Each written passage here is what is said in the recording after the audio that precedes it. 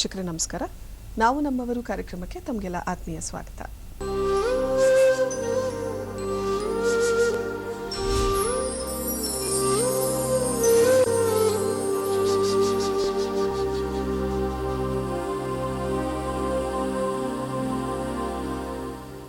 ಬನ್ನಿ, ಇವತ್ತಿನ ನಮ್ಮ ಅತಿಥಿ ಕರ್ನಾಟಕ ಶಾಸ್ತ್ರೀಯ ಸಂಗೀತಗಾರರಾಗಿರುವಂಥ ಶ್ರೀಮತಿ ಸಂಗೀತಾ ಶ್ರೀಕಿಶನ್ ನಮ್ಮೊಂದಿಗಿದ್ದಾರೆ. ಅವರನ್ನ ಕಾರ್ಯಕ್ರಮಕ್ಕೆ ಸ್ವಾಗತಿಸೋಣ. ಸಂಗೀತಾ, ಕಾರ್ಯಕ್ರಮಕ್ಕೆ ಸ್ವಾಗತ. ನಮಸ್ತೆ ವೀಕ್ಷಕರೇ, ಸಂಗೀತಾ ಶ್ರೀಕಿಶನ್ ರವರ ಬಗೆಗಿನ ಕಿರುಚಿತ್ರಣ ನಿಮಗಾಗಿ. ಸಂಗೀತ ಹೆಸರಿಗೆ ತಕ್ಕಂತೆ ಸಂಗೀತಗಾರ್ತಿ. ಕರ್ನಾಟಕ ಶಾಸ್ತ್ರೀಯ ಸಂಗೀತ, ಜನಪದ ಸಂಗೀತ, ಭಕ್ತಿ ಸಂಗೀತ, ಫ್ಯೂಷನ್ ಸಂಗೀತ ಹೀಗೆ ವಿವಿಧ ಸಂಗೀತ ಪ್ರಕಾರಗಳಲ್ಲಿ ಸೈ ಎನಿಸಿಕೊಂಡಿರುವ ಸಂಗೀತಾ ಶ್ರೀಕಿಶನ್ ಒಬ್ಬ ಉತ್ತಮ ಗಾಯಕಿ ಹಾಗೂ ಸಂಗೀತ ಕಾರ್ಯಕ್ರಮಗಳ ನಿರ್ಮಾಪಕಿ. ಚಿಕ್ಕಮಗಳೂರಿನ ಕಾಫಿ ಪ್ಲಾಂಟರ್ ರಾಜ ಅಯ್ಯಂಗಾರ್ ಅವರ ಮೊಮ್ಮಗಳಾದ ಸಂಗೀತಾ ಶ್ರೀಕಿಶನ್ ಹುಟ್ಟಿದ್ದು ಚಿಕ್ಕಮಗಳೂರಿನಲ್ಲಿ. ತಂದೆ ಶ್ರೀಕಿಶನ್, ತಾಯಿ ಸುಶೀಲಾ. ಸಂಗೀತಾ ಶ್ರೀಕಿಶನ್ ಅವರ ತಾಯಿಯ ತಂದೆ ರಾಜ ಅಯ್ಯಂಗಾರ್ ಆ ಕಾಲದಲ್ಲೇ ಶ್ರೀಮಂತರು, ಉದಾರ ದಾನಿಗಳಾಗಿದ್ದರು ಹಾಗೂ ಅತ್ಯಂತ ಜನಾನುರಾಗಿಯಾಗಿದ್ದರು. ಅಜ್ಜಿ ವೈದೇಹಿ ಪಿಯಾನೋ, ವಯಲಿನ್ ನುಡಿಸಿದ್ರು. ಸಹಜವಾಗಿಯೇ ರಾಜ ಅಯ್ಯಂಗಾರ್ ಅವರು ಮಗಳು ಸುಶೀಲಾಳಿಗೂ ವಯಲಿನ್ ಕಲಿಸಿದರು. ಹೀಗೆ ವಂಶ ಪಾರಂಪರ್ಯವಾಗಿ ಸಂಗೀತಾ ಶ್ರೀಕಿಶನ್ಗೆ ಸಂಗೀತ ಒಲಿದು ಬಂದಿತ್ತು. ತಾಯಿಯೇ ಮೊದಲ ಗುರುವಾಗಿ ಸಂಗೀತಾಗೆ ಸಂಗೀತ ಕಲಿಸಿದರು. ನಂತರ ಮುನಿವೆಂಕಟಪ್ಪ ಅವರಲ್ಲಿ ಕರ್ನಾಟಕ ಶಾಸ್ತ್ರೀಯ ಸಂಗೀತದ ಆರಂಭದ ಪಾಠಗಳನ್ನು ಕಲಿತರು. ಶ್ರೀಕಿಶನ್ರ 4 ಮಕ್ಕಳಲ್ಲಿ ಸಂಗೀತಾ ಶ್ರೀಕಿಶನ್ ಕೊನೆಯವರು. ಒಬ್ಬ ಅಣ್ಣ, 2 ಅಕ್ಕಂದಿರಿದ್ದಾರೆ. ಆದರೆ ಸಂಗೀತ ಒಲಿದುದು ಮಾತ್ರ ಸಂಗೀತಳಿಗೆ. ಪ್ರಾಥಮಿಕ ಹಾಗೂ ಪ್ರೌಢಶಾಲಾ ಶಿಕ್ಷಣವನ್ನು ಚಿಕ್ಕಮಗಳೂರಿನಲ್ಲೇ ಮುಗಿಸಿದ ಸಂಗೀತಾ ಶ್ರೀಕಿಶನ್ ಪದವಿಯನ್ನು ಬೆಂಗಳೂರಿನಲ್ಲಿ ಮುಗಿಸಿದರು. ನಂತರ ಸಂಗೀತದಲ್ಲಿ ಸ್ನಾತಕೋತ್ತರ ಪದವಿಯನ್ನು ಮೈಸೂರಿನಲ್ಲಿ ಮುಗಿಸಿದರು. ಸಂಗೀತಾ ಶ್ರೀಕಿಶನ್ ಅವರಿಗೆ ಉತ್ತಮ ಗುರುಗಳ ಮಾರ್ಗದರ್ಶನ ದೊರೆತಿದ್ದು ಅವರ ಸಂಗೀತ ಕಲಿಕೆಗೆ ಸುಲಭವಾಯಿತು. ಖ್ಯಾತ ಸಂಗೀತಗಾರಾದ ಡಾಕ್ಟರ್ ಗೌರಿ ಕುಪ್ಪಸ್ವಾಮಿ, ವಿದುಷಿಯರಾದ ನೀಲಾ ರಾಮ್ಗೋಪಾಲ್, ಎಆರ್ ರಮಾಮಣಿ, ಚೆನ್ನೈನ ವಿದ್ವಾನ್ ಕೇದಾರ್ನಾಥ್ ಹಾಗೂ ಕರ್ನಾಟಕ ಸಂಗೀತದ ಮೇರು ಗಾಯಕ ವಿದ್ವಾನ್ ಡಾಕ್ಟರ್ ಆರ್ ಕೆ ಶ್ರೀಕಂಠನ್ ಅವರ ಗರಡಿಯಲ್ಲಿ ಪಳಗಿದರು. ನಾಡಿನ ಬಹುತೇಕ ಪ್ರತಿಷ್ಠಿತ ಉತ್ಸವಗಳಲ್ಲಿ, ಇತರ ಕಡೆಗಳಲ್ಲಿ ಕರ್ನಾಟಕ ಶಾಸ್ತ್ರೀಯ ಸಂಗೀತ, ಭಕ್ತಿ ಸಂಗೀತ, ಜನಪದ ಸಂಗೀತ ಕಚೇರಿಗಳನ್ನು ನೀಡಿರುವ ಸಂಗೀತಾ ಶ್ರೀಕಿಶನ್ ಜನಪ್ರಿಯ ಗಾಯಕಿ ಎನಿಸಿದ್ದಾರೆ. ಅದರಲ್ಲೂ ಕರ್ನಾಟಕ ಶಾಸ್ತ್ರೀಯ ಸಂಗೀತದಲ್ಲಿ ಭಕ್ತಿ ಪ್ರಧಾನ ಗೀತೆಗಳನ್ನು ಆಯ್ದು ಪ್ರಸ್ತುತಪಡಿಸುವುದು ಇವರ ವಿಶೇಷತೆ. ಹೀಗೆ ಅನೇಕ ವರ್ಷಗಳ ಕಾಲ ತರಹೇವಾರಿ ಸಂಗೀತಗಳಿಂದ ಸಂಗೀತ ರಸಿಕರ ಮನತಣಿಸಿದ ಸಂಗೀತಾ ಶ್ರೀಕಿಶನ್ ನಂತರ ಫ್ಯೂಷನ್ ಸಂಗೀತದ ಕಡೆಯೂ ವಾಲಿದರು. ಖ್ಯಾತ ಪರ್ಕಷನಿಸ್ಟ್ ಗೋಪಿ ಅವರ ಲಯವಾದ್ಯ ಕಚೇರಿಗೆ ಕರ್ನಾಟಕ ಶಾಸ್ತ್ರೀಯ ಸಂಗೀತ ಹಾಡಲು ಹೋದ ಸಂಗೀತ ಅವರು ಫ್ಯೂಷನ್ ಮ್ಯೂಸಿಕ್ ಬಗ್ಗೆ ಕಲಿಯುತ್ತಾ ಅದರಿಂದ ಆಕರ್ಷಿತರಾಗಿ ಅಲ್ಲಿ ಹೆಚ್ಚು ತಮ್ಮನ್ನು ತೊಡಗಿಸಿಕೊಂಡರು. ಬಾಲಿವುಡ್ನಲ್ಲಿ ಅನೇಕ ವರ್ಷಗಳ ಕಾಲ ದುಡಿದ, ವಿಶ್ವದ ಎಲ್ಲಾ ರೀತಿಯ ಡ್ರಮ್ಸ್ಗಳನ್ನು ನುಡಿಸುವ ರಿದಮ್ ಕಂಪೋಸರ್ ಆದ ಗೋಪಿ ಅವರ ಪ್ರತಿಭೆಗೆ ಸಂಗೀತ ಮಾರು ಹೋದರು. ಇವರಿಬ್ಬರನ್ನು ಸಂಗೀತವೇ ಒಂದಾಗಿಸಿತು. ಎರಡೂ ಕಡೆಯವರ ಒಪ್ಪಿಗೆಯಿಂದಲೇ ಸಂಗೀತ, ಗೋಪಿ ಸತಿಪತಿಗಳಾದರು. ಇವರ ವಿವಾಹಕ್ಕೆ ಶ್ರೀಮಂತಿಕೆ, ಜಾತಿ ಯಾವುದೂ ಅಡ್ಡಿ ಬರಲಿಲ್ಲ. ಸದಾ ಹೊಸತರ ಬಗ್ಗೆ ತುಡಿಯುವ ಮನಸ್ಸಿರುವ ಈ ದಂಪತಿ ಸಂಗೀತ ಕ್ಷೇತ್ರದಲ್ಲಿ ಹೊಸದೇನಾದರೂ ಮಾಡಬೇಕೆಂದುಕೊಂಡು ರಿದಮ್ ಅಂಡ್ ರಾಗ ಎಂಬ ಸಂಗೀತ ತಂಡ ಕಟ್ಟಿ ಅದರ ಮೂಲಕ ಕನ್ನಡ, ಹಿಂದಿ, ತೆಲುಗು, ತಮಿಳು, ತುಳು ಸೇರಿದಂತೆ ಅನೇಕ ಭಾಷೆಗಳಲ್ಲಿ ಸಂಗೀತ ಕಾರ್ಯಕ್ರಮ ನೀಡಿ ಜನರನ್ನು ರಂಜಿಸಿದ್ದಾರೆ. ಕರ್ನಾಟಕವಷ್ಟೇ ಅಲ್ಲ, ದೇಶದ ವಿವಿಧ ಭಾಗಗಳಲ್ಲಿ ಸಿಂಗಪೂರ್, ಫ್ರಾನ್ಸ್, ಥೈಲ್ಯಾಂಡ್ ಮುಂತಾದ ದೇಶಗಳಲ್ಲಿ ಸಂಗೀತ ಸುದೆ ಹರಿಸಿ ಮೆಚ್ಚುಗೆ ಗಳಿಸಿದ್ದಾರೆ. ಯುವಜನರನ್ನು ಗಮನದಲ್ಲಿಟ್ಟುಕೊಂಡು ಮಾಡಿದ ಜನಪದ ರಾಕ್ ಹೊಸ ಪ್ರಯೋಗ ಇವರಿಗೆ ಒಳ್ಳೆಯ ಹೆಸರನ್ನು ತಂದುಕೊಟ್ಟಿದೆ. ಪಾಶ್ಚಾತ್ಯ ವಾದ್ಯಗಾರಿಕೆಯಲ್ಲಿ ಜನಪದ, ಸೂಫಿ, ತತ್ವಪದ, ದಾಸರ ಪದಗಳ ಆಲ್ಬಮ್, ಭಕ್ತಿ ಗೀತೆಗಳು, ಜನಪದ ಗೀತೆಗಳ ಅನೇಕ ಸಿಡಿಗಳನ್ನು ಇವರು ಹೊರತಂದಿದ್ದಾರೆ. ಸಂಗೀತ ಅವರ ಅಜ್ಜ ರಾಜ ಅಯ್ಯಂಗಾರ್ ಆ ಕಾಲದಲ್ಲೇ ಕೊಡುಗೈ ದಾನಿಯಾಗಿದ್ದವರು. ಬಾಲ್ಯದಲ್ಲಿ ಇದನ್ನು ಕಂಡಿದ್ದ ಸಂಗೀತಾ ಶ್ರೀಕಿಶನ್ ತಾನು ಕೂಡ ಬಡಬಗ್ಗರಿಗೆ ಏನಾದರೂ ಸಹಾಯ ಮಾಡಬೇಕೆಂದು ಪಣ ತೊಟ್ಟರು. ಅದರ ಸಾಕಾರ ರೂಪವೇ ಸ್ಮೈಲ್ ಫೌಂಡೇಶನ್. ಈ ಪ್ರತಿಷ್ಠಾನದ ಮೂಲಕ ಬಡ ಮಕ್ಕಳಿಗೆ ಶಿಕ್ಷಣ ಕೊಡಿಸುತ್ತಿದ್ದಾರೆ. ಕಳೆದ 6 ವರ್ಷಗಳಲ್ಲಿ ಸುಮಾರು 60ಕ್ಕೂ ಹೆಚ್ಚು ಮಕ್ಕಳು ಇದರ ಲಾಭ ಪಡೆದುಕೊಂಡಿದ್ದಾರೆ. ತಮ್ಮ ಸ್ನೇಹಿತರೊಂದಿಗೆ ಸೇರಿ ಈ ಪ್ರತಿಷ್ಠಾನವನ್ನು ಸಂಗೀತ ನಡೆಸಿಕೊಂಡು ಬರ್ತಿದ್ದಾರೆ. ಇದಕ್ಕಾಗಿ ಸಂಗೀತ ಕಾರ್ಯಕ್ರಮಗಳನ್ನು ನಿರ್ಮಾಣ ಮಾಡಿ ಅದರಿಂದ ಬರುವ ಹಣವನ್ನು ಪ್ರತಿಷ್ಠಾನಕ್ಕಾಗಿ ವಿನಿಯೋಗಿಸುತ್ತಿದ್ದಾರೆ. ಅಲ್ಲದೆ ಆಸಕ್ತ ವಿದ್ಯಾರ್ಥಿಗಳಿಗೆ ಸಂಗೀತ ಕಲಿಸಲು ಮಲ್ಲೇಶ್ವರಂನಲ್ಲಿ ವರ್ಲ್ಡ್ ಮ್ಯೂಸಿಕ್ ಕನ್ಸರ್ವೇಟರಿ ಎಂಬ ಸಂಗೀತ ಶಾಲೆಯನ್ನು ತೆರೆದಿರುವ ಸಂಗೀತಾ ಶ್ರೀಕಿಶನ್ ಈ ಮೂಲಕ ಭಾರತೀಯ ಹಾಗೂ ಪಾಶ್ಚಾತ್ಯ ಗಾಯನ ವಾದನ ಸಂಗೀತವನ್ನು ಕಲಿಸುತ್ತಿದ್ದಾರೆ. ಸಂಗೀತಕ್ಕಾಗಿಯೇ ಹುಟ್ಟಿದ್ದಾರೇನೋ ಎಂಬಂತಿರುವ ಈ ಜೋಡಿ ಸದಾ ಸಂಗೀತದ ಹೊಸ ಹೊಸ ಸಾಧ್ಯತೆಗಳ ಬಗ್ಗೆ ಕನವರಿಸುತ್ತಿದ್ದಾರೆ. ಗಾಯಕಿಯಾಗಿ, ಸಮಾಜ ಸೇವಕಿಯಾಗಿ, ಸಂಗೀತ ಕಾರ್ಯಕ್ರಮಗಳ ನಿರ್ಮಾಪಕಿಯಾಗಿ ಸಂಗೀತ ಕ್ಷೇತ್ರದಲ್ಲಿ ಅವಿರತ ದುಡಿಯುತ್ತಿರುವ ಸಂಗೀತಾ ಶ್ರೀಕಿಶನ್ ಅವರೇ ನಮ್ಮ ಇಂದಿನ ನಾವು ನಮ್ಮವರು ಕಾರ್ಯಕ್ರಮದ ಮುಖ್ಯ ಅತಿಥಿ. ಸಂಗೀತಾ ಶ್ರೀಕಿಶನ್, ತಾವು ಎಲ್ಲಿಯವರು? ನಾನು ಬೇಸಿಕಲಿ ಫ್ರಮ್ ಚಿಕ್ಕಮಗಳೂರಿಂದ ಬಂದಿರೋದು, ಮಲೆನಾಡ. ಹುಟ್ಟಿ ಬೆಳೆದದ್ದು ಎಲ್ಲವೂ ಚಿಕ್ಕಮಗಳೂರು.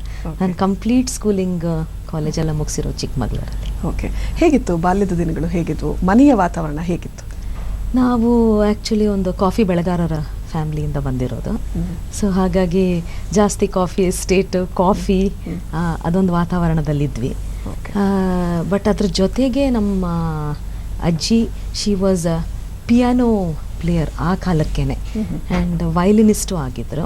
ಓಕೆ. ಅದಾದ ನಂತರ ನಮ್ಮ ತಾಯಿ ಹಾಗೂ ದೊಡ್ಡಮ್ಮ ಅವರೆಲ್ಲ ಮ್ಯೂಸಿಷಿಯನ್ಸೇ. ನಮ್ಮ ತಾಯಿ ಅಂತೂ ಒಳ್ಳೆ ವಯಲಿನಿಸ್ಟ್ ಆಗಿದ್ರು. ನಮ್ಮ ದೊಡ್ಡಮ್ಮ ಅಹಲ್ಯ ಅಂತ ಅವರು ವೈಣಿಕರಾಗಿದ್ರು. ಹಾಗಾಗಿ ಒಂದು ಮ್ಯೂಸಿಕ್ ವಾತಾವರಣದಲ್ಲಿ ನಾವು ಬೆಳೆದದ್ದು ನಿಜ. ಆಮೇಲೆ ತುಂಬ ನಮ್ಮ ಏನು ಹೇಳ್ತಾರೆ, ನಮ್ಮ ಅಟ್ಮಾಸ್ಫಿಯರ್ ಹೇಗಿತ್ತು ಅಂದರೆ ಸಾಯಿ ಭಜನ್ಸ್, ಆಲ್ ಸಾಯಿ ಡಿವೋಟೀಸ್. ಹಾಗಾಗಿ ಸಾಯಿ ಭಜನ್ಸು, ಹಾಡು, ಮ್ಯೂಸಿಕ್ಕು ಅದು ಅಂಟ್ಕೊಂಡೇ ಇತ್ತು. ಓಕೆ. ಇನ್ನು ಮನೆಯಲ್ಲಿ ಹಾಡುಗಾರರು ಅಂತ ಯಾರಾದರೂ ಇದ್ರಾ? ನಮ್ಮ ತಾಯಿ ತುಂಬ ಚೆನ್ನಾಗಿ ಹಾಡ್ತಾಯಿದ್ರು. ನಮ್ಮ ಅಣ್ಣವರು ಒಂದು ಕ್ಲಾಸಿಕಲ್ ಅವರು ಟ್ರೈನ್ ಆಗದಿಲ್ದಿದ್ರು ಒಳ್ಳೆ ವಾಯ್ಸ್ ಇತ್ತು. ಕಿಶೋರ್ ಕುಮಾರ್ ಹಾಡುಗಳೆಲ್ಲ ತುಂಬ ಚೆನ್ನಾಗಿ ಹಾಡ್ತಾಯಿದ್ರು. ಓಕೆ. ಸೊ ತಾವು ಕೇಳ್ತಾ ಕೇಳ್ತಾನೆ ಹಾಗೆ ಸಂಗೀತ ಅಭ್ಯಾಸ ಶುರುವಾಗಿತ್ತಾ? ಹೇಗೆ ಮನೆಯಲ್ಲೇ ಪಾಠ ಆರಂಭವಾಗಿತ್ತಾ ಅಥವಾ ಅದಕ್ಕಾಗಿ ಯಾರಾದರೂ ಗುರುಗಳು ಅಂತಿದ್ರಾ? ಹೇಗೆ? ಮನೆಯಲ್ಲೇ ಬಿಗಿನಿಂಗಲ್ಲಿ ಪಾಠ ಆರಂಭ ಆಗಿತ್ತು. ಯಾಕಂತಂದರೆ ಇದು ಇನ್ಸ್ಪಿರೇಷನ್ ನಾನು ಕಂಪ್ಲೀಟ್ ಕ್ರೆಡಿಟ್ ನಮ್ಮ ತಾಯಿಯವ್ರಿಗೆ ಕೊಡಬೇಕು. ಆಮೇಲೆ ಹಾಗೂ ನಮ್ಮ ತಂದೆಯವರು ತುಂಬ ಇದಕ್ಕೆ ಉತ್ತೇಜನ ಕೊಟ್ಟರು, ನೀನು ಮ್ಯೂಸಿಕ್ ಮಾಡಲೇಬೇಕು ಅಂತ. ಆ್ಯಂಡ್ ನನಗೂ ಇಂಟ್ರೆಸ್ಟ್ ಇತ್ತು ಅಫ್ಕೋರ್ಸ್. ಆ್ಯಂಡ್ ನಮ್ಮ ತಾಯಿಯವರು ನನಗೆ ಸರಳೆ ವರಸೆಯಿಂದ ಅಭ್ಯಾಸ ಮಾಡಿಸಿ ಒಂದು ಭಜನ್ಸ್ ಆಗಲಿ, ಚಿಕ್ಕ ವಯಸ್ಸು ಒಂದು 5-6 ವರ್ಷದಲ್ಲೇ ಭಜನ್ಸ್ ಲೀಡ್ ಮಾಡೋಕ್ಕೆ ಸ್ಟಾರ್ಟ್ ಮಾಡಿದೆ. ಸೊ ಹಾಗಾಗಿ ಒಂದು ಧೈರ್ಯ ಆವಾಗಲಿಂದನೇ ತುಂಬ್ಕೊಂಡು ಬಂತು. ಓಕೆ. ತಾಯಿ ಯಾರ ಬಳಿ ಕಲ್ತಿದ್ದು? ಅವರು ಸುಬ್ಬರಾವ್ ಅಂತಂದ್ಬಿಟ್ಟು ಚಿಕ್ಕಮಗಳೂರಲ್ಲೇ ಒಬ್ಬರು ಮೇಷ್ಟ್ರಿದ್ರು. ಸೊ ಅವ್ರ ಹತ್ರ ಕಲ್ತರು. ನಾಗರತ್ನಮ್ಮ ಮತ್ತು ಸುಬ್ಬರಾವ್ ದಂಪತಿಗಳು. ಓಕೆ. ಇನ್ನು ಮನೆಯ ವಿಚಾರಕ್ಕೆ ಬಂದಾಗ ಸಂಗೀತದ ವಾತಾವರಣದಿಂದ ಕೂಡಿತ್ತು ಅಂತ ತಾವು ಹೇಳಿದ್ರಿ. ಹೌದು. ಇನ್ನು ಶಾಲಾ ವಾತಾವರಣ ಹೇಗಿತ್ತು? ನಾನು ಮೌಂಟೇನ್ ವ್ಯೂ ಶಾಲೆ ಅಂತಂದ್ಬಿಟ್ಟು ಒಂದು ಚಿಕ್ಕಮಗಳೂರಲ್ಲಿ ಅಲ್ಲಿ ಹೋಗ್ತಾ ಇದ್ದೆ. School like regular school. ನಾವು ಆ ಟೈಮಲ್ಲೆಲ್ಲ ಹೇಗಿತ್ತು ಸ್ಕೂಲ್ಸ್ ಅದೇ ಥರ ಇತ್ತು. ಕಾನ್ವೆಂಟ್ ಏನಾಗಿರಲಿಲ್ಲ ಅದು. ಹಾಗಾಗಿ ಕಲ್ಚರಿಗೆ, ನಮ್ಮ ಕಲ್ಚರಿಗೆಲ್ಲ ತುಂಬ ಅವರು ಇಂಪಾರ್ಟೆನ್ಸ್ ಕೊಡೋರು. School head although she was a Muslim lady, Azra Mukhtar ಅಂತ. ಬಟ್ ನಮ್ಮ ಹಿಂದೂ ಒಂದು ಕಲ್ಚರಿಗೆ, ಮ್ಯೂಸಿಕ್ಕಿಗೆ ತುಂಬಾ ಅವರು ಎನ್ಕರೇಜ್ ಮಾಡೋರು. ನಾನು ಯಾವಾಗಲೂ ಮ್ಯೂಸಿಕ್ ಅಂತಂದರೆ ಅವ್ರಿಗೆ ಸಂಗೀತ ಶ್ರೀಕಿಶನ್ ಇದ್ದಾರೆ ಬನ್ನಿ ಅಂತ ಅಂದ್ಬಿಟ್ಟು ಅವ್ರು ಎನ್ಕರೇಜ್ ಮಾಡಿ, ನಮ್ಮ ಟೀಚರ್ಸ್ ಆಗಲಿ ಅಥವಾ ಕರಿಕ್ಯುಲರ್ ಆ್ಯಕ್ಟಿವಿಟೀಸ್ ಟೀಚರ್ಸ್ ಆಗಲಿ ತುಂಬಾ ನಮಗೆ ಎನ್ಕರೇಜ್ ಮಾಡಿದ್ರು. ಓಕೆ. ಒಂದು ಸಂಗೀತದೆಡೆಗಿನ ಆಸಕ್ತಿ ಇರಬಹುದು, ಯಾಕಂದರೆ ಅದು ಮನೆಯಲ್ಲೇ ಇದ್ದಂಥ ವಾತಾವರಣ ಆ ಒಂದು ವಿಚಾರಕ್ಕೆ ತಮ್ಮನ್ನು ದೂಡಿತು ಅಂತ ಹೇಳಿ. ಇದಲ್ಲದೆ ಬೇರೆ ಯಾವ ವಿಚಾರಗಳು ತಮ್ಮ ಆಕರ್ಷಣೆಯನ್ನು ಸೆಳೀತಿದ್ವು ಅಥವಾ ತಮಗೆ ಆಕರ್ಷಿತವಾಗ್ತಿದ್ದಂಥ ವಿಚಾರಗಳು ಅಂದರೆ ಯಾವುದು ಸಂಗೀತವಲ್ಲದೆ? ನನಗೆ ಬಿಸ್ನೆಸ್ ತುಂಬ ಇಂಟ್ರೆಸ್ಟ್. ಓಕೆ. ಸೊ ಹಾಗಾಗಿ ಸಂಗೀತವನ್ನು ಬಿಡಬಾರ್ದು, ಬಿಸ್ನೆಸ್ನು ಕಂಟಿನ್ಯೂ ಮಾಡಬೇಕು ಅಂತಂದ್ಬಿಟ್ಟು ನಂದೇ ಅದೊಂದು ಪ್ರೊಡಕ್ಷನ್ಸ್ ಅಂತ ಸ್ಟಾರ್ಟ್ ಮಾಡಿದೆ. ವರ್ಲ್ಡ್ ಮ್ಯೂಸಿಕ್ ಕನ್ಸರ್ವೇಟರಿ ಅಂತ ಒಂದು ಮ್ಯೂಸಿಕ್ ಶಾಲೆ ಇದೆ ನಮ್ಮದು ಮಲ್ಲೇಶ್ವರದಲ್ಲಿ. ಅಲ್ಲಿ ಆಲ್ಮೋಸ್ಟ್ ಒಂದು 2008 ಸ್ಟಾರ್ಟ್ ಮಾಡಿದ್ವಿ. ಸ್ಟಾರ್ಟ್ ಮಾಡಿದಾಗ 2 ಮಕ್ಕಳು ಬಂದು ಸೇರಿದರು. ಈಗ ಒಂದು 300-350 ಸ್ಟೂಡೆಂಟ್ಸ್ ಇದ್ದಾರೆ. ಎಲ್ಲ ಪ್ರಾಕಾರಗಳಲ್ಲೂ ಅಲ್ಲಿ ಹೇಳ್ಕೊಡ್ತೀವಿ. ಒಂದು 20 ಟೀಚರ್ಸು. ಪಾಶ್ಚಾತ್ಯ ಸಂಗೀತ ಆಗಲಿ, ನಮ್ಮ Indian music, folk music, film ಎಲ್ಲನೂ ಹೇಳ್ಕೊಡ್ತೀವಿ ಅಲ್ಲಿ. ಇನ್ನು ತಾವು ಆಟವಾಡುವಂಥ ವಯಸ್ಸಿನಲ್ಲೇ ಸಂಗೀತಾಭ್ಯಾಸಕ್ಕೆ ಇಳಿದಂಥವ್ರು ತಾವು. ಹೇಗಿತ್ತು ಆ ಕಲಿಕಾ ದಿನಗಳು? ಹೇಗಿತ್ತು? ಒಂದ್ಸರಿ ಹೇಳ್ಬೇಕಾದ್ರೆ ಒಂದೊಂದು ಸರಿ ಕೋಪನ ಬರೋದು, ಇರಿಟೇಟಿವ್ ಆಗೋದು. ಎಲ್ಲ ಮಕ್ಕಳು ಆಡ್ತಿರ್ಬೇಕಾರೆ ನಮ್ಮ ತಾಯಿ, ನೋಡು ಈ ರಾಗ ಕೂತ್ಕೊಂಡು ಕಲಿ, ನೀನು ಇದನ್ನು ಪ್ರಾಕ್ಟೀಸ್ ಮಾಡ್ಕೊ, ಸುಮ್ಮನೆ ಟೈಮ್ ವೇಸ್ಟ್ ಮಾಡಬೇಡ, ಆ ಥರ ಎಲ್ಲ ಹೇಳ್ತಾ ಇದ್ರು. ಬಟ್ ಈಗ ಅದನ್ನು ನಾನು ಮೆಲುಕು ಹಾಕಿ ಯೋಚನೆ ಮಾಡಿದ್ರೆ ಎಲ್ಲ ಒಳ್ಳೆಯದೇ ಆಯಿತು ಅಂತ ಅನಿಸುತ್ತೆ. I have not last much, but of course ಆ ಟೈಮಲ್ಲಿ ಎಲ್ಲ ಹುಡುಗರು ತುಂಬ ಆಡೋರು, ನಾನು ತುಂಬ ಕಮ್ಮಿ ಆಡ್ತಾ ಇದ್ದೆ. ಓಕೆ. ಇನ್ನು ತಾಯಿ ಹತ್ರ ಎಷ್ಟು ವರ್ಷಗಳ ಕಲಿಕೆ? ತಾಯಿ ಹತ್ರ ಒಂದು 4-5 ವರ್ಷ ಅಂತ ಹೇಳ್ಬೋದು. ಅಷ್ಟೇ. ಓಕೆ. ಕಾರ್ಯಕ್ರಮದಲ್ಲಿ ಚಿಕ್ಕದೊಂದು ವಿರಾಮ. ಕೇಳು ಡಿಯೋ ಕ್ಯಾನ್ ಸ್ಟೋರಿ, ನಿನ್ನ ಫ್ರೇಗ್ರೆನ್ಸ್ ಆಯ್ತು ಮಾಯಾ. ಎಷ್ಟೋ ಜನ ಹಚ್ಕೊಂಡ್ ಸೆಕೆಂಡ್ ಹ್ಯಾಂಡ್ ಆಗಿತ್ತಯ್ಯ, ಮುಚ್ಚಳದಲ್ಲಿ ಸಿಂಪಡಿಸುತ್ತ ಪೆದ್ದ ಆದ ಕಣಯ್ಯ. ಡಿಯೋ ಬಿಡು, ಶಾಟ್ ಹಚ್ಕೋ. ಕ್ಲಿಯರ್ ಫ್ರೇಗ್ರೆನ್ಸ್ ಬೇರೇನೂ ಇಲ್ಲ, layer shot, live your style. ಮತ್ತೆ ನಾವು ನಮ್ಮವರು ಕಾರ್ಯಕ್ರಮಕ್ಕೆ ಸ್ವಾಗತ.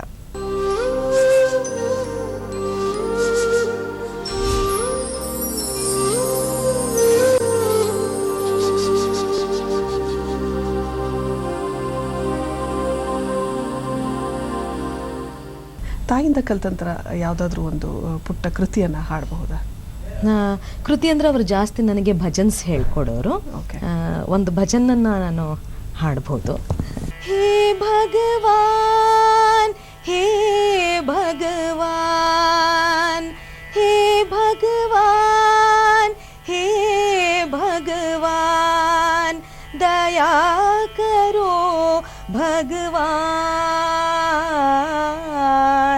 दीनानाथ अनाथ के नाथा, दीनानाथ अनाथ के नाथा, हे भगवान, हे भगवान, जनन मरण भय शोक विदूरा, जनन मरण भय शोक विदूरा, जनन मरण भय शोक विदूरा, निर्धन के आधार, दीन दयाला परम कृपाला, रक्षा करो भगवान, मुझे दया करो भगवान, बाबा क्षमा करो भगवान, हे भगवान, हे भगवान. ಇನ್ನು ತಾಯಿಯೊಟ್ಟಿಗೆ ಭಜನೆಗಳಿಗೆ ಈ ರೀತಿಯ ಒಂದು ಭಜನ್ ಪ್ರೋಗ್ರಾಮ್ಸ್ ಎಲ್ಲೆಲ್ಲಾಗುತ್ತೆ ಅಲ್ಲೆಲ್ಲ ಹೋಗ್ತಿದ್ರಾ ತಾವು, ಹೇಗೆ? ಎಲ್ಲ ಕಡೆ ಹೋಗ್ತಾ ಇದ್ದೆ. ಅದು ಸಾಯಿ ಭಜನ್ಸಲ್ಲಿ ಹೇಗೆ ಅಂತಂದರೆ, ಒಂದು ಲೀಡ್ ಸಿಂಗರ್ಸ್ ಆಗಿ ತಯಾರಿ ಆಗಬೇಕು. ಸುಮ್ಮನೆ ಒಂದು ಗುಂಪಲ್ಲಿ ಹಾಡ್ತೀವಿ ಅಂತಂದರೆ ಆಗಲ್ಲ. ಲೀಡ್ ಸಿಂಗರ್ಸಿಗೆ ಕೆಲವು ರೂಲ್ಸ್ ಇರುತ್ತೆ, ರೆಗ್ಯುಲೇಷನ್ ಇರುತ್ತೆ, ಹೇಗೆ ಹಾಡಬೇಕು ಅಂತಂದ್ಬಿಟ್ಟು ಒಂದು ಪ್ರೋಟೋಟೈಪ್ ಇರುತ್ತೆ. ಸೊ ಅದನ್ನೆಲ್ಲ ನಮ್ಮ ತಾಯಿ ತುಂಬ ಚೆನ್ನಾಗಿ ಟ್ರೈನ್ ಮಾಡಿದ್ರು. 1ನೇ ಕಾಲ 2ನೇ ಕಾಲ ತಬ್ಲಾ ಜೊತೆ ಹೇಗೆ ಹಾಡಬೇಕು, ಹಾರ್ಮೋನಿಯಂ ಜೊತೆ ಹೇಗೆ ಹಾಡಬೇಕು ತಂದುಬಿಟ್ಟು ತುಂಬ ಚಿಕ್ಕ ವಯಸ್ಸಲ್ಲಿ ತಯಾರು ಮಾಡಿದ್ರು. ಓಕೆ. ನಂತರದಲ್ಲಿ ಗುರುಗಳು ಬದಲಾದ್ರ, ಹೇಗೆ? ಹೌದು. ಆ ನಂತರದಲ್ಲಿ ನನಗೆ BM ಮುನಿವೆಂಕಟಪ್ಪನವರು ಅಂತಂದ್ಬಿಟ್ಟು, ಚಿಕ್ಕಮಗಳೂರು ಒಂದು ಚಿಕ್ಕ ಊರಲ್ವಾ, ಅಲ್ಲಿ ಅಷ್ಟು ಸುಲಭವಾಗಿ ಸಂಗೀತ ಮೇಷ್ಟ್ರುಗಳು ಅಥವಾ ಟೀಚರ್ಸು ಅಷ್ಟು ಈಸಿಯಾಗಿ ಲಭ್ಯವಾಗ್ತಿರ್ಲಿಲ್ಲ. ಸೊ ಬೆಂಗಳೂರಿಂದ ನಮ್ಮ ತಾಯಿಯವರು ಅವ್ರನ್ನ ಕರೆಸ್ಕೋತಾ-ಇದ್ರು. ಕರೆಸ್ಕೊಂಡು ಅವ್ರ ಹತ್ರ ತುಂಬ ವರ್ಷಗಳು, ಆಲ್ಮೋಸ್ಟ್ ಜೂನಿಯರ್ ಸೀನಿಯರ್ ಎರಡೂ ಅವ್ರ ಜೊತೆನೇ ಮುಗಿಸ್ದೆ ನಾನು. ಹೇಗಿತ್ತು ನಿಮ್ಮ ಅವರ ಒಡನಾಟ, ಹೇಗಿತ್ತು? ಹೇಳಬೇಕಂದ್ರೆ ತುಂಬ ಪ್ರೀತಿಯಾಗೂ ಇರ್ತಿದ್ರು, ಬಟ್ ಕೋಪ ತುಂಬ ಜಾಸ್ತಿ ಅವ್ರಿಗೆ. ಅವ್ರು ಬಂದರೆ ಒಂಥರ ಟೆರರು, ಏನಪ್ಪ ಏನು ಹೇಳ್ಬಿಡ್ತಾರೋ, ಹೆಂಗೆ ಹೊಡೆದು ಬಿಡ್ತಾರೋ, ಅವಾಗೆಲ್ಲ ಹೊಡೆಯೋರು ಟೀಚರ್ಸು. ಅವರು ಕೈ ಹಿಡ್ಕೊಂಡು ಹಾಗೆ ತೊಡೆ ಮೇಲೆ ತಾಳ ಹಾಗೆ ನಮ್ಮ ಕೈಯಲ್ಲೇ ನಮಗೆ ಹೊಡೆದು ಬಿಡೋರು, ಆ ಥರ ಎಲ್ಲ ಹೊಡೆದು ಬಿಡೋರು. ಆಮೇಲೆ ಚಿಕ್ಕ ಚಿಕ್ಕ ವಿಷಯಕ್ಕೆಲ್ಲ ಕೋಪ ಮಾಡ್ಕೊಂಡ್ಬಿಡೋರು. ಅವರು ಬೆಂಗಳೂರಿಂದ ಬರೋರಲ್ವಾ, ಸೊ ಹಾಗಾಗಿ ನಾನು ಬೆಂಗಳೂರಿಗೆ ಹೋಗ್ಬಿಡ್ತೀನಿ ನೋಡು, ನೀನು ಪ್ರಾಕ್ಟೀಸ್ ಮಾಡಲ್ಲ ಅಂತ ಅಂದ್ಬಿಟ್ಟು ಬಸ್ ಸ್ಟ್ಯಾಂಡಿಗೆ ಹೋಗ್ಬಿಡೋದು. ಅವರಿಂದ ನಾನು ಹೋಗಿ, ಇಲ್ಲ ಮೇಷ್ಟ್ರೆ ಪ್ಲೀಸ್ ಬನ್ನಿ ನಾನು. ಸೊ ಆ ಥರ ಎಲ್ಲ ಒಂದು ಎಕ್ಸ್ಪೀರಿಯನ್ಸ್ ಆಗಿದೆ ಅವ್ರ ಹತ್ರ. ಅವ್ರ ಹತ್ರ ಎಷ್ಟು ವರ್ಷಗಳ ಕಲಿ? ಅವ್ರ ಹತ್ರ ಒಂದು ಜೂನಿಯರು ಸೀನಿಯರ್ ಆಲ್ಮೋಸ್ಟ್ ಒಂದು 7-8 ವರ್ಷದ ಮೇಲೆ ಕಲಿತೆ ನಾನು ಅವ್ರ ಹತ್ರ ಬಾಲ್ಯಪಾಠದಲ್ಲಿ.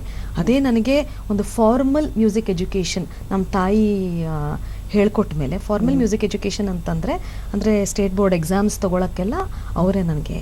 ಇನ್ನು ಗೌರಿಯಿಂದ ಕಲ್ತಂತ ಯಾವುದಾದ್ರೂ ಒಂದು ಕೃತಿಯನ್ನು ಹಾಡಬಹುದಾ? ತುಂಬ ದೊಡ್ಡ ದೊಡ್ಡ ಕೃತಿ ಕಲ್ತಿದ್ದೀನಿ, ಬಟ್ ಮೈಂಡಲ್ಲೊಂದು ಮುತ್ತುಸ್ವಾಮಿ ದೀಕ್ಷಿತರದ ಒಂದು ಚತುರ್ದಶ ರಾಗಮಾಲಿಕಾ ಅಂತಂದ್ಬಿಟ್ಟು 14 ರಾಗಗಳಿದೆ. ಅದು ಜಸ್ಟ್ ಒಂದು ತುಣುಕು ಅದು ಹಾಡ್ತೀನಿ. ಶ್ರೀರಾಗದಲ್ಲಿ ಆರಂಭಿಸುತ್ತದು. ಭಜೇ ಹಂ ಚತುರ್ದಶ ಭುವನ ರೂಪರಾಗ ಮಾಲಿಕಾ ಭರಣ ಧರಣಾಂತಕರಣಂ ಚತುರ್ದಶ ಭುವನ ರೂಪರಾಗ ಮಾಲಿಕಾ ಭರಣ ಧರಣಾಂತಕರಣಂ ಶ್ರೀ ವಿಶ್ವನಾಥಂ ಭಜೆ ಹಂ. ಅವ್ರ ಹತ್ರ 2-3 ವರ್ಷಗಳ ಕಲಿಕೆ ತಮ್ಮದು. ಅವರ ಸ್ಪೆಷಲೈಸೇಷನ್ ಏನು ಅಂತ ಅನ್ನಿಸ್ತು? ಅವರು ಮನೋಧರ್ಮ ಸಂಗೀತಕ್ಕೆ ತುಂಬ ಒತ್ತು ಕೊಟ್ಟು ಹೇಳ್ಕೊಡೋರು. ಮನೋಧರ್ಮ ಸಂಗೀತ ಹೇಳ್ಕೊಡೋದು ತುಂಬ ಕಷ್ಟ.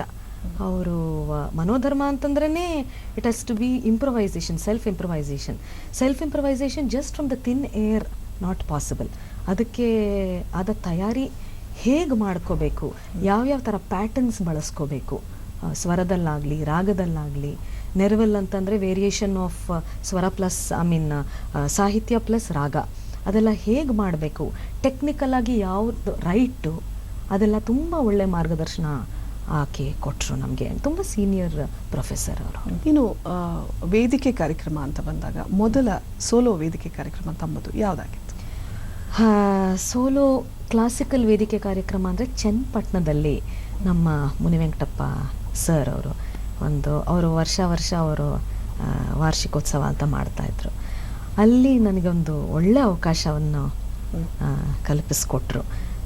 ಅಲ್ಲಿ ಆಲ್ಮೋಸ್ಟ್ ಅಬೌಟ್ ಅದು ನಾನು ಅಷ್ಟು ಆಡಿಯನ್ಸ್ ನೋಡೇ ಇರಲಿಲ್ಲ, ಒಂದು 2,000 ಜನ.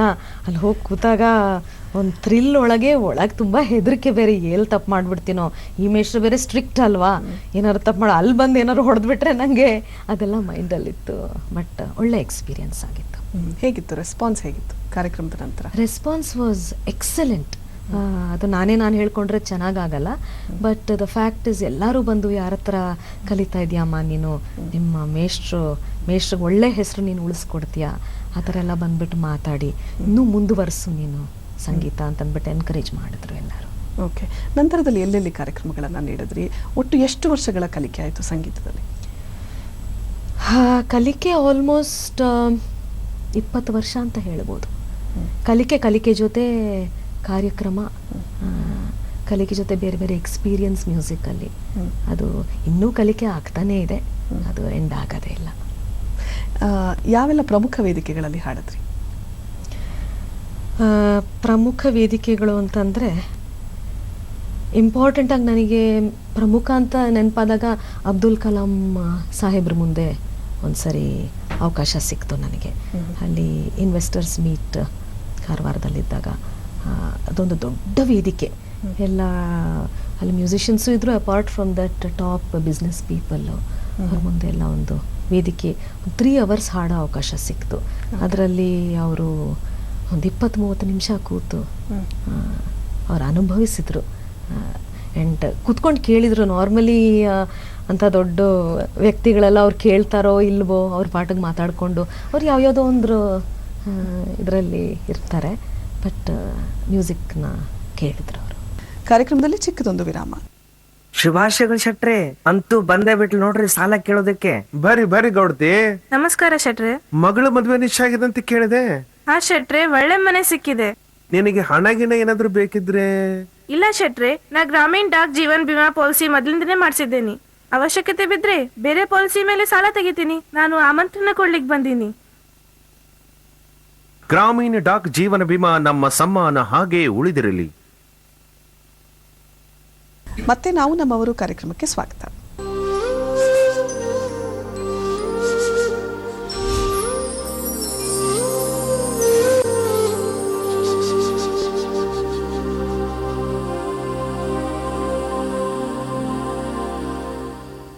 ಇದುವರೆಗೆ ಎಷ್ಟು ಕಾರ್ಯಕ್ರಮಗಳನ್ನು ನೀಡಿದ್ದೀವಿ? ಮೋರ್ ದೆನ್ 700-800 ಅಂತ ಹೇಳ್ಬೋದು. ಇನ್ನೂ ಜಾಸ್ತಿನೇ ಇರ್ಬೋದು. ಓಕೆ. ಹೆಚ್ಚು ಖುಷಿ ಕೊಟ್ಟಿದ್ದು ಯಾವ ಕಾರ್ಯಕ್ರಮ? ನಂದು ಫೋರ್ಟೆ ಅಂತಂದರೆ ಡಿವೋಷನಲ್ ಕ್ಲಾಸಿಕಲ್ ಭಕ್ತಿ ಸಂಗೀತ ಅನ್ನೋದು ನನಗೆ ತುಂಬ ಇಷ್ಟವಾದ ಒಂದು ಮ್ಯೂಸಿಕ್. ಸೊ ಅದರಲ್ಲಿ ಬೇರೆ ಬೇರೆ ಪ್ರಾಕಾರಗಳಲ್ಲಿ ಒಂದು ಕ್ಲಾಸಿಕಲ್ ಬೇಸ್ಡೇ ಅಂತ ಅಂದ್ಬಿಟ್ಟು ಮಾಡಿದ್ದೀನಿ. ಅಪಾರ್ಟ್ ಫ್ರಮ್ ದಟ್ ತುಂಬ ಬೇರೆ ಮ್ಯೂಸಿಷಿಯನ್ಸ್ ಜೊತೆ ಕೊಲ್ಯಾಬರೇಷನ್ ಮಾಡಿಕೊಂಡು ಫ್ಯೂಷನ್ ಅಂತ ಏನು ಕರಿತೀರಾ, ಅದು ಏನಾರು ಕರಿಬೋದು, ಅದನ್ನು ಕೊಲ್ಯಾಬರೇಷನ್ ಆರ್ ಫ್ಯೂಷನ್ ಏನಾರು ಕರಿಬೋದು ಅಂಥ ಕಾರ್ಯಕ್ರಮಗಳು ತುಂಬ ಕೊಡ್ತಾ ಇದ್ದೀನಿ. ಭಕ್ತಿ ಸಂಗೀತದಲ್ಲಿ ನನಗೆ ತುಂಬ ಆಸಕ್ತಿ. ಈ ಸಂದರ್ಭದಲ್ಲಿ ದೇವರ ನಾಮ ಯಾವುದಾದ್ರೂ 1-2 ಸಾಲುಗಳನ್ನು ಹಾಡಬಹುದಾ? ಹಾಡ್ಬೋದು. ಜಗದೋದ್ಧಾರನ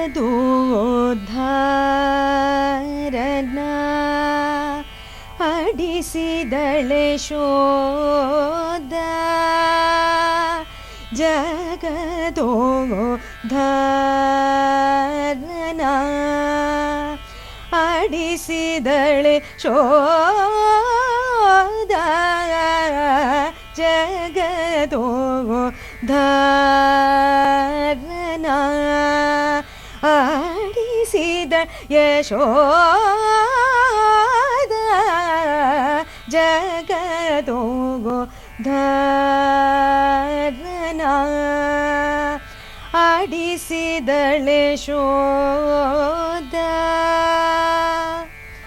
ಜಗದೋದ್ಧಾರನ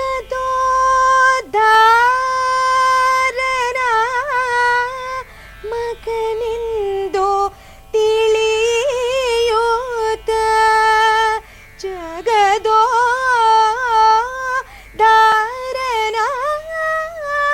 ಮಗನಿಂದು ತಿಳಿಯೂತ ಮಗುಗಳ ಮಾಣಿಕ್ಯನ ಆಡಿಸಿದಳೆ ಶೋಧ ಮಗುಗಳ ಮಾಣಿಕ್ಯನ ಆಡಿಸಿದ ಯಶೋಧ ಜಗದೋ ಧಾರನ ಆಡಿಸಿದಳೆ ಶೋಧ. ಸಾಕಷ್ಟು ಪೂರ್ವಾಭ್ಯಾಸ ಬೇಕಾಗುತ್ತಾ? ಹೌದು ಹೌದು, ತಯಾರಿ ಬೇಕಾಗುತ್ತೆ. ಇಲ್ಲಿಂದನೇ ಟ್ರ್ಯಾಕ್ಸ್ ಕಳಿಸಿರ್ತೀವಿ ಕೆಲವು ಸರಿ, ಅಲ್ಲೇ ಮ್ಯೂಸಿಷಿಯನ್ಸ್ ಅಲ್ಲೇ ಇತ್ತು ಅಂದಾಗ ಟ್ರ್ಯಾಕ್ಸ್ ಕಳಿಸಿದಾಗ ಅವ್ರದನ್ನೆಲ್ಲ ಕೇಳ್ಕೊಂಡ್ಬಿಟ್ಟು ತಯಾರಿ ಮಾಡಿಕೊಂಡು ಅವ್ರು ಏನೇನು ಮ್ಯೂಸಿಕ್ ಮಾಡ್ತಾರೆ ಅಂತ ಅವರು ನಮಗೆ ಮರು ಟ್ರ್ಯಾಕ್ಸ್ನ ವಾಪಸ್ ಕಳಿಸ್ತಾರೆ. ಆಮೇಲೆ ಡಿಸ್ಕಷನ್ಸ್ ಇರುತ್ತೆ. ಆಮೇಲೆ ಅಲ್ಲಿ ಹೋದ್ಮೇಲೆ ಅಟ್ಲೀಸ್ಟ್ ಒಂದು 3 ರಿಂದ 4 ರಿಹರ್ಸಲ್ಸ್ ಅಂತ ಮಾಡ್ತೀವಿ. ಅದೆಲ್ಲಾದ್ರೂ ಸ್ಟೇಜಲ್ಲಿ ಸ್ಪಾಟ್ ಇಂಪ್ರವೈಸೇಷನ್ ಅಂತ ಇರುತ್ತೆ. ಸೊ ಅಲ್ಲಿ ನಾವು ಅಷ್ಟೊಂದು ತಯಾರಿ ಅಂತ ಎಷ್ಟು ಮಾಡ್ಕೊಂಡಿದ್ರು, ಸ್ಪಾಟ್ ಇಂಪ್ರವೈಸೇಷನಲ್ಲಿ ಅವ್ರದ್ದೇ ಆದ ಧಾಟಿಯಲ್ಲಿ ಅವ್ರು ಪ್ಲೇ ಮಾಡ್ತಾರೆ, ನಮ್ಮದೇ ಆದ ಧಾಟಿಯಲ್ಲಿ ನಾವು ಹಾಡ್ತೀವಿ. ಬಟ್ ಎಲ್ಲೂ ತಪ್ಪುಗಳಾಗಬಾರ್ದು. ಹಾಗೆ ಆ್ಯಂಡ್ ಇವನ್ ಕೇಳುಗರಿಗೂ ಇದೇನಪ್ಪ ಇದು ಇದೇ ಒಂಥರ ಅದೇ ಒಂಥರ ಅಂತ ಆಗಬಾರ್ದು. Combination is to be very good. And ಔಟ್ಕಮ್ನ ಜನ ಇಷ್ಟಪಡ್ತಾರೆ. You have both kinds of people. Purists ಅಂತ ಏನು ಹೇಳ್ತೀವಿ, ಅವರು ಒಪ್ಕೊಳ್ಳೋದೇ ಇಲ್ಲ, ಅದು ಬ್ಲೆಂಡ್ ಆಗೋದೇ ಇಲ್ಲ, ಅದು ಹೇಗೆ ಸಾಧ್ಯ, ಶಾಸ್ತ್ರೀಯಕ್ಕೆ ಯಾಕೆ ಬೇಕು ಫ್ಯೂಷನ್ ಅಂತಂದ್ಬಿಟ್ಟು ಕೆಲವು ಗುರುಗಳೇ ಆದಂಥವ್ರು. ಫಾರ್ ಎಕ್ಸಾಂಪಲ್ ನಾನು ನೀಲಾ ರಾಮ್ ಗೋಪಾಲ್ ಅಂತ ತುಂಬ ಒಂದು ದೊಡ್ಡ ಗುರುಗಳ ಹತ್ರ ಪಾಠ ಮಾಡ್ಕೊತಿದ್ದೆ. ಅವರು ಒಪ್ಪೋದೇ ಇಲ್ಲ ಫ್ಯೂಷನ್ ಅದು ಹೇಗೆ ಕ್ಲಾಸಿಕಲ್ ಆಗಿ ನಾವು ಉಳಿಸ್ಬೇಕು ಶಾಸ್ತ್ರೀಯವಾಗಿ, ಅದಕ್ಕೆ ಯಾಕೆ ಬೇಕು ಅಂತ. ಇನ್ನೊಬ್ಬರು ಗುರುಗಳು ಆರ್ಯ ರಮಾಮಣಿ ಅಂತ ಅಂದ್ಬಿಟ್ಟು ಅವರು ಫ್ಯೂಷನ್ನಲ್ಲಿ top. And apart from that ಶಾಸ್ತ್ರೀಯದಲ್ಲೂ ಅವರು ತುಂಬ ಮುಂದುವರೆದಿದ್ದಾರೆ. ಅವ್ರ ಹತ್ರನೂ ಪಾಠ ಮಾಡಿದಾಗೆ ಅವರು ಔಟ್ಲುಕ್ ಬೇರೆ ಇರುತ್ತೆ. ಆ್ಯಂಡ್ ಅಗೇನ್ ಆಡಿಯನ್ಸ್ ಔಟ್ಲುಕ್ಕು ಕೆಲವರು ಏನಂತಾರೆ, ನೀ ಶಾಸ್ತ್ರೀಯ ಹಾಡ್ಬೇಕಾದ್ರೆ ಚೆನ್ನಾಗಿರುತ್ತೆ ಅಂತಾರೆ. ಕೆಲವರು ಆಡಿಯನ್ಸ್ ನೀ ಫ್ಯೂಷನ್ನೇ ಹಾಡು, ನೀನು ಶಾಸ್ತ್ರೀಯ ಮಾಡಬೇಡ. ನಿಮ್ಮ ಉತ್ತರ ಏನು? ನಿಮ್ಮ ಆಸೆ ಏನು? ಶಾಸ್ತ್ರೀಯನೇ ಬುನಾದಿ ಅಫ್ಕೋರ್ಸ್. ಅದನ್ನು ಬಿಟ್ಟು ನಾವು ಬೇರೆ ಏನು ಮಾಡಿದ್ರು ಅದನ್ನು ಇಟ್ಕೊಂಡೇ ನಾವು ಮಾಡಬೇಕು ಅಂತಂದ್ಬಿಟ್ಟು ನನ್ನ ಒಂದು ಅನಿಸಿಕೆ. ಬಟ್ ಏನಂತಂದರೆ ಫ್ಯೂಷನ್ ಅಂತ ಮಾಡಿದಾಗ according to me mind open up ಆಗುತ್ತೆ. ಬೇರೆ ಮ್ಯೂಸಿಷಿಯನ್ಸ್ ಜೊತೆ ನಾವು ಕೊಲ್ಯಾಬರೇಟ್ ಮಾಡಬೇಕಾದ್ರೆ ನಮ್ಮ ಬೇರೆ ಮ್ಯೂಸಿಕ್ಕು ನಮಗೆ ಅರ್ಥ ಆಗುತ್ತೆ, ಅರ್ಥ ಮಾಡ್ಕೋಬೇಕು ಅನಿಸುತ್ತೆ. ನಮ್ಮದೇ ಎಲ್ಲ ಅಲ್ಟಿಮೇಟ್ ಅಲ್ಲ ಅಂತ ಎಲ್ಲೋ ಒಂದು ಕಡೆ ಅನಿಸಿಕೆ ಇರುತ್ತೆ. ಆ್ಯಂಡ್ ಅವ್ರ ಜೊತೆ ಎಲ್ಲ ಬ್ಲೆಂಡ್ ಮಾಡಬೇಕಾದ್ರೆ ಸಾಕಷ್ಟು ಇನ್ನೂ ಕಲಿಬೇಕಾಗತ್ತೆ. ಕಲಿತು ನಾವು ತಯಾರಿ ಜಾಸ್ತಿ ಮಾಡ್ಕೋಬೇಕಾಗತ್ತೆ. ಆ್ಯಂಡ್ ಇಂಪ್ರೊವೈಸೇಷನಿಗೆ, ಕ್ರಿಯೇಟಿವಿಟಿಗೆ ನನ್ನ ಪ್ರಕಾರ the opportunities are more when you blend with other musicians. Okay. ಇನ್ನು ಸ್ಮೈಲ್ ಅನ್ನುವಂಥ NGOದಲ್ಲಿ ತಮ್ಮ ಕಾರ್ಯಚಟುವಟಿಕೆಗಳು ಏನಾಗಿದೆ? Smile is mainly focusing on providing financial assistance to underprivileged students. ಮಕ್ಕಳು ಅಂತ ಹೇಳೋದಕ್ಕಿಂತ ಈವನ್ ಕಾಲೇಜ್ ಸ್ಟೂಡೆಂಟ್ಸ್ಗಾಗಲಿ ಅಥವಾ ಸ್ಕೂಲ್ ಸ್ಟೂಡೆಂಟ್ಸ್ಗಾಗಲಿ ಅವರಿಗೆ ಫೈನಾನ್ಷಿಯಲಿ ಬ್ಯಾಕ್ಗ್ರೌಂಡ್ ಅಷ್ಟೊಂದು if they are not able to afford, so ಅವ್ರಿಗೆ ನಾವು ಫೈನಾನ್ಷಿಯಲ್ ಸಪೋರ್ಟ್ ಕೊಡ್ತೀವಿ. ಆ್ಯಂಡ್ ವರ್ಷದ ಫೀಸೆಲ್ಲ ನಾವು ವಿ ಟೇಕ್ ಕೇರ್. ಈಗ ಒಂದು ಸ್ಟೂಡೆಂಟ್ನ ಸ್ಮೈಲ್ ಫ್ಯಾಮಿಲಿ ಒಳಗೆ ಕರ್ಕೊಂಬಂದ್ಬಿಟ್ರೆ total education we take care. And ಅಲ್ಲಿ ನಾವು ಏನೋ ಒಂದು ಕಂಡೀಷನ್ಸ್ ಅಂತ ಹಾಕಿರೋಲ್ಲ, ಇಷ್ಟೇ ಪರ್ಸೆಂಟೇಜ್ ಬರಬೇಕು, ಅಷ್ಟೇ ಪರ್ಸೆಂಟೇಜ್ ನೀವು ಬರಬೇಕು ಅಂತ ಅಂದ್ಬಿಟ್ಟು ಪಾಸ್ ಹಾಕ್ಕೊಂಡು ಹೋಗಬೇಕು. ಅಫ್ಕೋರ್ಸ್ ಅವರು ಜಾಸ್ತಿ ಪರ್ಸೆಂಟೇಜ್ ಅಂತ ತಗೊಂಡಾಗ ಇನ್ಸೆಂಟಿವ್ಸ್ ಆ್ಯಡ್ ಹಾಕ್ಕೊಂಡು ಹೋಗುತ್ತೆ ವಿನಃ, ಬಟ್ ಅದೊಂದು ಕಂಡೀಷನ್, ಒಂದು ಡ್ಯಾಗರ್ ಇರೋದಿಲ್ಲ, ಅಷ್ಟು ತೊಗೊಂಡ್ರೆ ಬರುತ್ತೆ. ಬಿಕಾಸ್ ಆ್ಯಸ್ ಇಟ್ ಈಸ್ ಅವ್ರ ಮನೆ ವಾತಾವರಣ ಅದೆಲ್ಲ ತುಂಬ ಪ್ರೆಷರ್ ಇರುತ್ತೆ, ಅದ್ರ ಮೇಲೆ ನಾವು ಪ್ರೆಷರ್ ಮತ್ತು you also produce television shows ಇರ್ಬೋದು, ಲೈವ್ ಶೋಸ್ ಇರ್ಬೋದು, ಅದ್ರ ಬಗ್ಗೆ ಏನು ಹೇಳ್ತೀರಿ? It's a great experience. Of course ಎರಡರಲ್ಲೂ ಲೈವ್ ಮ್ಯೂಸಿಕ್ ಪ್ರೋಗ್ರಾಮ್ಸ್ ತುಂಬಾ ಪ್ರೊಡ್ಯೂಸ್ ಮಾಡಿದ್ದೀನಿ. ಅಪಾರ್ಟ್ ಫ್ರಮ್ ನಂದು, ಆಮೇಲೆ ನಮ್ಮ ಗ್ರೂಪ್ ಕಾಲ್ಡ್ ರಿದಮ್ ಆ್ಯಂಡ್ ರಾಗ ಅಂತ ಅಂದ್ಬಿಟ್ಟು, ಅದು ಬಿಟ್ಟು ಬೇರೆ ದೊಡ್ಡ ದೊಡ್ಡ ಮ್ಯೂಸಿಷಿಯನ್ಸ್ ಪ್ರೋಗ್ರಾಮ್ಸ್ ಎಲ್ಲ ಆರ್ಗನೈಸ್ ಮಾಡಿದ್ದೀವಿ. Okay. And apart from that ರೀಸೆಂಟಾಗಿ ಸಂಗೀತ ಯಾತ್ರಾ ಅಂತ ಅಂದ್ಬಿಟ್ಟು ಸೀಸನ್ 1 ಕಂಪ್ಲೀಟ್ ಮಾಡಿದ್ವಿ ಇನ್ನೊಂದು ಚಾನಲಲ್ಲಿ. ಅಲ್ಲಿ focusing mainly on Carnatic classical. It was one of it's kind in India ಅಂತ ಅಂದ್ಬಿಟ್ಟು ತುಂಬ ಜನ ಅದನ್ನು ಹೇಳಿದ್ರು. ಆ್ಯಂಡ್ ಅಫ್ಕೋರ್ಸ್ ಅದು ದಾಖಲೆ ಆಗಿದೆ. Okay. ಇನ್ನು ಸಂಗೀತ, ತಮ್ಮ ಫ್ಯೂಚರ್ ಪ್ಲ್ಯಾನ್ಸ್ ಏನಾಗಿದೆ? ನನ್ನ ದೊಡ್ಡ ಫ್ಯೂಚರ್ ಪ್ಲ್ಯಾನ್ಸ್ 2 ವಿಂಗ್ಸ್, ಒಂದು smile and another world music conservatory. ಒಂದು ಮ್ಯೂಸಿಕ್ಕನ್ನು ಬೆಳೆಸ್ಕೊಂಡು ಹೋಗೋದು, ಎಲ್ಲ ಪ್ರಕಾರ ಮ್ಯೂಸಿಕ್ನ ಬೆಳೆಸ್ಕೊಂಡು, ಆ್ಯಂಡ್ ಮ್ಯೂಸಿಕ್ ಅನ್ನೋದು ಮನೆ ಮನೆ ಮಾತು ಥರ ಆಗಬೇಕು. ಜಸ್ಟ್ ಕ್ಲಾಸಿಕಲ್ಲೇ ಅಲ್ಲ, ಕ್ಲಾಸಿಕಲ್ ಆಗ್ಬೋದು, ಜನಪದ ಆಗ್ಬೋದು, ಒಂದು ಸುಗಮ ಸಂಗೀತ ಆಗ್ಬೋದು, ಅಥವಾ ಫಿಲ್ಮ್ ಮ್ಯೂಸಿಕ್ಕೇ ಆಗ್ಬೋದು.